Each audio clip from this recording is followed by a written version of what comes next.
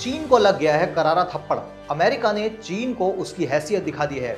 क्या जिनपिंग अपने बिल में छुप गए हैं? नमस्कार, हॉकफीड न्यूज में आप सभी का स्वागत है। आज हम चर्चा करेंगे नैन्सी पेलोसी ने जिस तरीके से ताइवान की धरती से चीन को कड़ा संदेश दे दिया है कि ताइवान में लोकतंत्र की रक्षा के लिए अमेरिका प्रतिबद्ध है।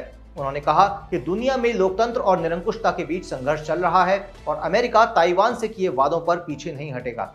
अमेरिका की स्पीकर नैन्सी पेलोसी मंगलवार को ताइवान के दौरे पर पहुंची और नैन्सी पेलोसी के इस दौरे पर चीन भड़क गया है। ये माना जा रहा है कि अमेरिकन स्पीकर पेलोसी का ये दौरा अमेरिका और चीन के बीच तनाव को बढ़ा सकते हैं। वहीं इस पूरे मामले पर भारत भी अपनी तीखी नजर बनाए हुए है। हालांकि उसकी ओर से इस मामले में कोई बयान नहीं आया है, लेकिन भारत ने अभी तक ताइवान के साथ औपचारिक डिप्लोमेटिक रिलेशंस यानी कि राजनयिक रिश्ते नहीं बनाए हैं, क्योंकि ये चीन की वन चाइना पॉलिसी का समर्थन करता है।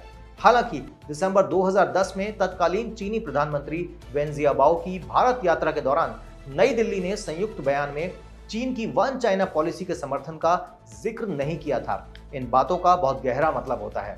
भारत सरकार ने दिसंबर 2021 में संसद में बताया था कि उसके ताइवान के साथ कैसे रिश्ते हैं।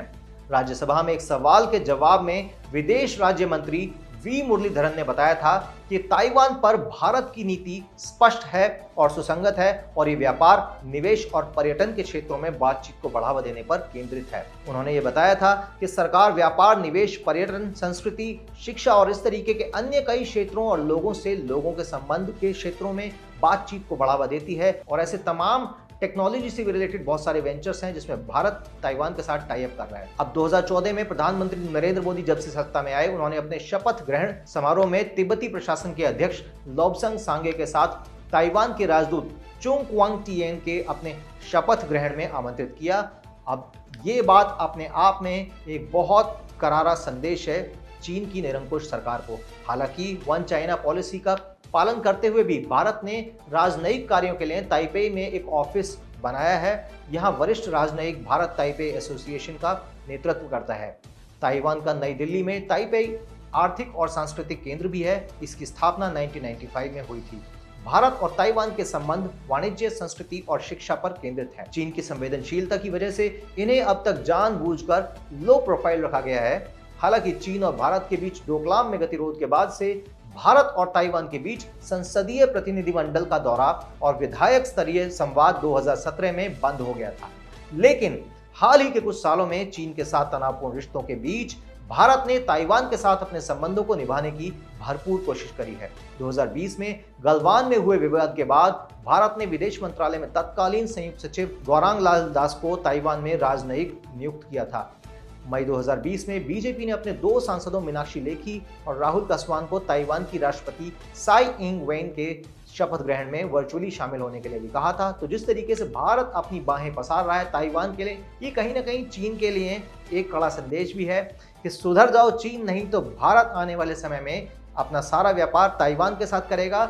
और यदि चीन ताइवान को लेकर युद्ध करता है अमेरिका से, तो इसके भी जो परिणाम है ना तो अमेरिका के लिए और ना ही चीन के लिए अच्छे होंगे। लेकिन भारत ऐसी परिस्थिति में एक राजनयिक रूप से एक बहुत ही सॉफ्ट स्टैंड ले रहा है, जो कि अपनी जगह बहुत ही वेल बैलेंस्ड है।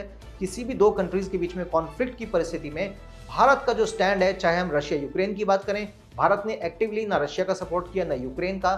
एक मिडल में जो भारत ने अपनी पोजीशन बना के रखी, क्योंकि कहीं ना कहीं पिछले हजारों सालों से भारत की जो एक विश्व शांति की एक जो छवि है, उसको बनाकर रखना भारत के लिए अत्यंत आवश्यक है। यदि भारत को आने वाले भविष्य में ग्रो करना है तो भारत को ऐसे तमाम कॉन्फ्लिक्ट से कहीं ना कहीं दूर रहना पड़ेगा। तो शायद यही वो बड़ा कारण है कि भारत ने ताइवान से 3 दशक के रिश्ते के बावजूद भी एक ऑफिशियल डिप्लोमेटिक रिलेशंस ताइवान के साथ अभी तक शुरुआत नहीं करी है।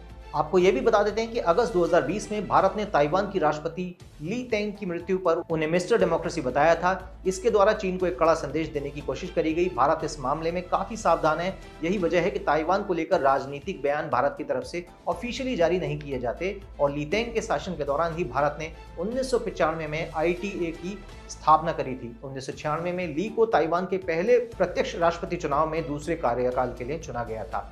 राष्ट्रपति साई इंग वेन की सरकार भारत के साथ सहयोग के क्षेत्रों का विस्तार करने के लिए इच्छुक है। भारत ताइवान के लिए प्राथमिकता वाले देशों में से एक है। अब तक भारत और ताइवान के बीच ये काफी हद तक एक आर्थिक और लोगों से लोगों के बीच संबंध रहा है, लेकिन अब चीन के साथ बढ़ते तनाव के बीच भारत सरकार भारत ताइवान संबंधों को भी आगे बढ़ाने की जरूरत पर ध्यान दे रही है। हालांकि समय समय पर चीन भारत के इस सॉफ्ट स्टैंड का भी विरोध जताते आया है। आखिर चीन का तो प्रॉब्लम ही है, ये जो जिनपिंग चाचा हैं इनकी आदत ही है, कोई भी देश किसी भी देश से संबंध रखता है जिनपिंग चाचा को दिक्कत हो जाती है। तो चाइना ताइवान इश्यूज पर और वीडियोस देखने के लिए हमारे चैनल को सब्सक्राइब करें। लेटेस्ट अपडेट्स पाने के लिए बेल आइकन भी दबाएं। जय हिंद, जय भारत।